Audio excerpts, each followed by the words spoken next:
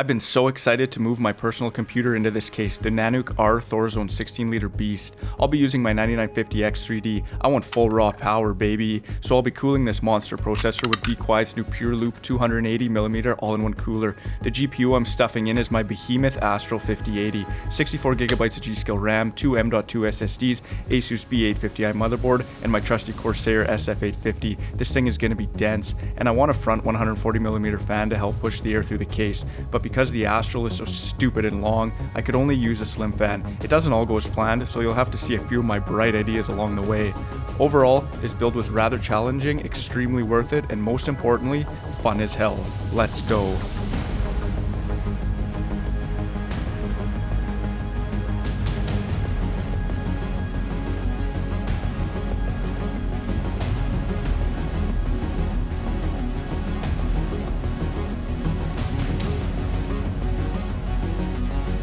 I just want to start by taking a second to show you how THOR packs the case. You have no idea how much I appreciate these little corner protectors and all the padding that they use in the box. I spent a lot of money on this case, and it's nice to know THOR cares enough to get you your case protected. I'm really happy with the way they ship this thing out to you, especially the super dense padding they use to secure and protect the 7 front metal pieces. Not only are these front pieces gorgeous, they all serve a function. The outer 4 hide the screw holes for mounting either a 140 or 120mm front fan, and the middle 3 from left to right are the latch to lock the shell in place, the power button, and the port for the optional USB-C add-on. Let's unlatch and slide the chassis out of this beautiful unibody shell.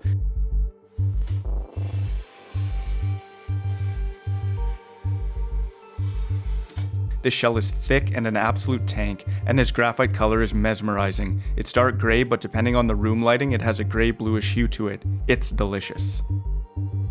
I ordered the optional Gen 5 riser and the case handles, which they marked on the accessory box. Inside is the power cable, the link-up riser, which I'm not sure if they partnered with LinkUp for this, or if they just resell the kit to you. Also in the box is the screws and needed pieces for the build, including the power button, case feet, and the optional case handles that I bought. Devin Johnston said in his video of this case to install the handles on before building in the case. It's pretty straightforward, but I decided I don't want to actually use them as I want this case horizontal when it's complete. But I thought I'd show you the install anyway so I could get some value from them as I did purchase them. So let's get this case ready. The first thing I did was fasten the power button to the case because I don't want to try doing that after everything is in here. And I figured it would be a good idea to get that front slim fan in that I have. It's an Arctic fan. Once it was lined up, I tried bolting it in place using the included hardware, but unfortunately these bolts aren't long enough for this Arctic slim fan, and I can't use the regular length fan bolts because my GPU is too long. So I thought about using some Velcro strips or some double-sided tape, but I don't have any, and it's 2 AM and I can't go get any. So the Dremel it is to grind down the fans a bit. Sleep-deprived decisions were made here.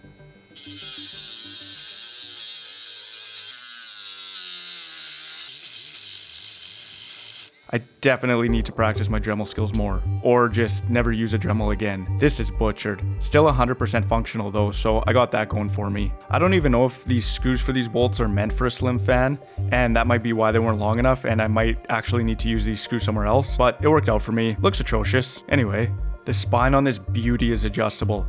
I'm going to loosen these 6 screws for the spine and slide it all the way over to give maximum clearance for the GPU, as I don't need any extra clearance for the CPU cooler because of how low profile this Be Quiet pump block is.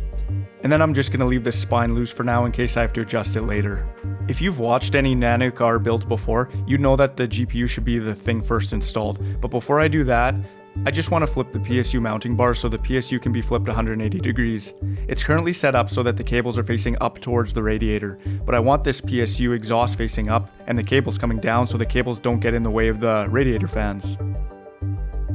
I'm not going to install the PSU yet, I just want to get the bars ready for later. Let's get back to the GPU install. First I have to get the link-up riser in place. FYI, it's a 21cm dual reverse riser, the Ava 5 by link-up. There's a shot of the skew on the box.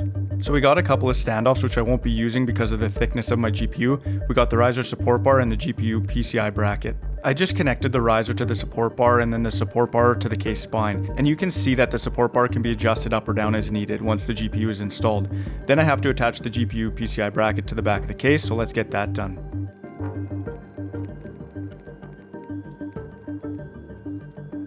and I just keep it loose for now, let it dangle there for a bit. Then I need to socket the GPU into the riser slot.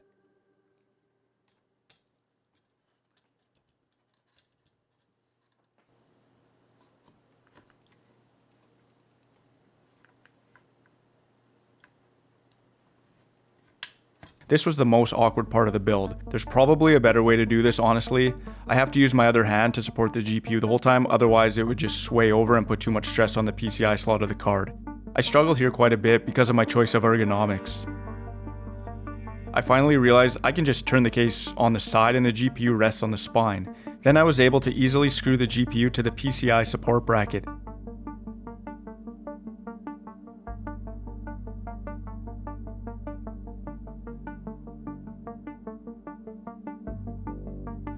Yeah, this card is massive. It has quite a bit of sag to it and I don't really feel comfortable leaving it like this. You'll see what I do in a bit to help secure it further, but for now, these little rubber things will do. As obnoxious as this Astral GPU is, god damn is it sexy. Yeah boy! Next up, I just want to pre-run the GPU power cable to figure out how I'm going to path it. I think I got it in a spot I like with a grand idea coming up. But I won't know for sure until my PSU is in place, so let's do that next.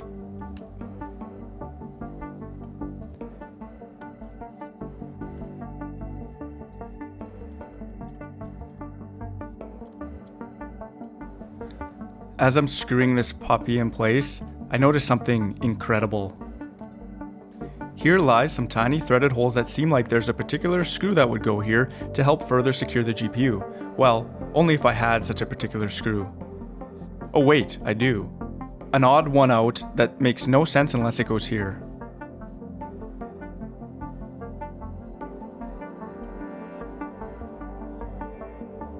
Before I forget, I better add the PSU power cable. Just run it through from the outside and clip it into place.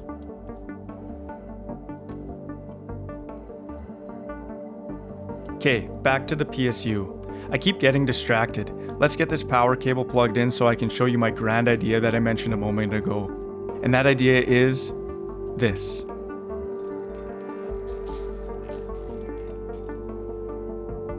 I use the power cable to support the GPU up against the case spine. I zip tied all three of them together, and this GPU is not moving now. Sorry if that was a bit underwhelming for you. I kid you not though, I'm screaming of joy on the inside because of this very simple discovery. Man, I love this shit. But I don't love the prices of RAM. If you're watching this years in the future since this video was published, please tell me 64GB of DDR5 6000 isn't still $500. Sheesh. Or at least tell me that the AI used this RAM for something worthwhile and at least enslaved us all. The motherboard is going in next. The 4 standoffs need to be installed prior to mounting the board. Always use the proper standoffs for your board, as the mounting points on the board are the only place on the board that can touch metal. I learned this the hard way during my first ever PC build back in 2008, where I decided I'd use extra standoffs behind the board to help support it. It shorted the board out immediately upon first boot. Thankfully, the local shop I bought the board from replaced it for me with no questions asked. Shout out to RCE Computers. They're long out of business, but their spirit lives on within me.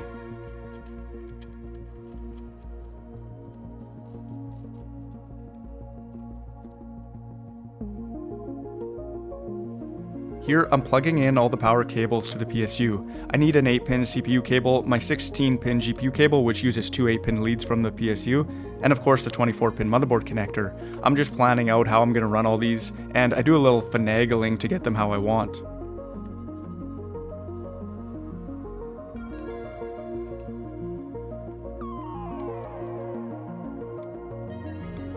And then I decide that I should probably get the riser plugged into the PCI slot on the motherboard and get the power button connected before I run all these PSU cables.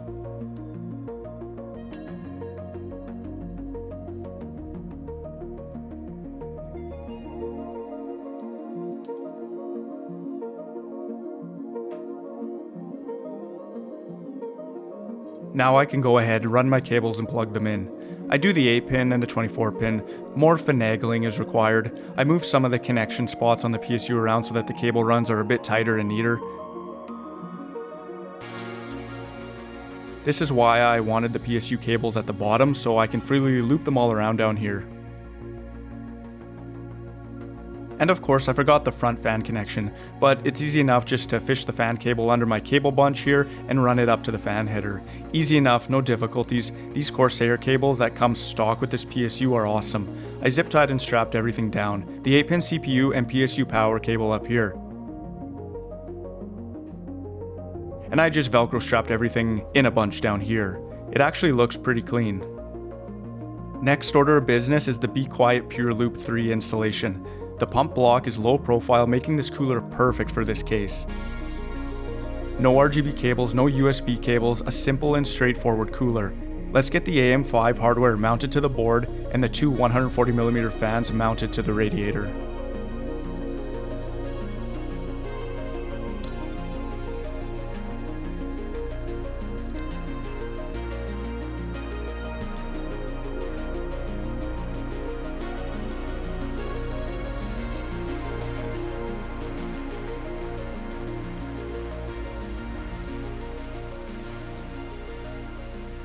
Well, before I install this thing, I should probably put it in place to see that there's enough clearance with my cable management. And just as I expected, it's really tight up here. I put a grill on the one fan to prevent cables from getting in the fan blades, but I made it so that the cables that are strapped to the case spine are just really pushing up on the grill, putting a lot of pressure on it. So I decided to unzip tie these cables and let them hang freely. The cables yearn to be free. Let's get the thermal gunk on the CPU. In my last build video, I used the grease spreader that came with the Lian Li cooler, so I want to spread the grease on the CPU in this build too, but I don't have a spreader anymore, so time to improvise.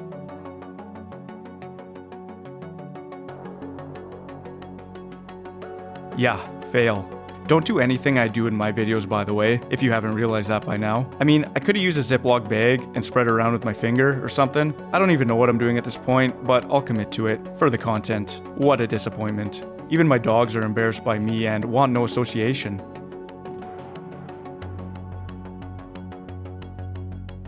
Alright, back to this mess of an application. Oh, you thought I was done showing you that blasphemy, did ya? No, I'm making you suffer with me. Well, that's uneven distribution if I ever saw it. My solution, just put a bunch more grease on it, call it good, and forget this part of my life ever happened. Oh well, let's peel the little peely off and mate the cold plate to the CPU, and fasten the mounting hardware together.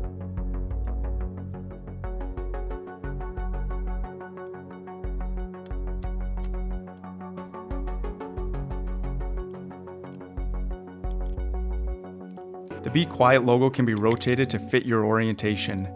Nice touch by Be Quiet. This is the cable for the pump. Just gotta fish it under everything else just like I did with the front fan cable and connect it to the pump header on the motherboard.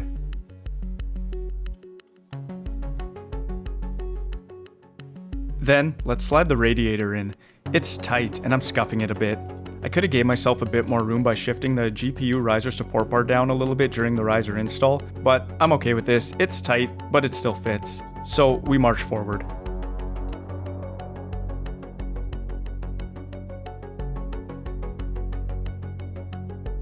Man, I love the way this all fits in this case. The last thing to do is just to plug in the radiator fans to the motherboard.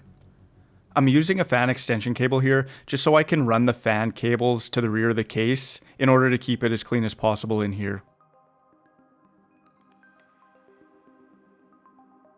These Be Quiet fans are actually pretty good. I didn't film it, but I do actually swap out the Be Quiet fans for some RGB ones because I shamelessly get that RGB itch and I need to be able to scratch it from time to time with some RGB fans. So I'm really happy with the way this build turned out. Even though I scuffed some things and rubbed some stuff the wrong way, this is probably the most fulfilling build I've done. Excellent component choices I think I made for this build. Everything fits like a glove. I could have done a few things differently and made some improvements. I'm just happy it's done. And there should be enough airflow within this case with these large vents on the shell.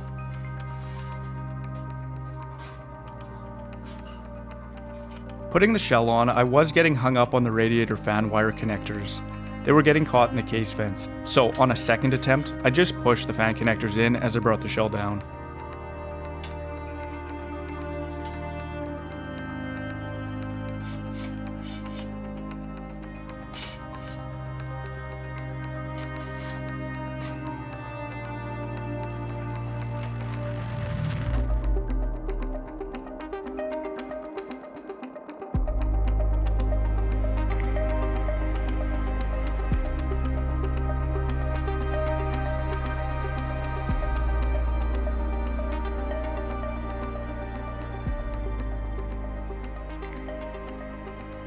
The first thing I did after everything was up and running was manually set the fans to 50% speed and the pump to 70% speed.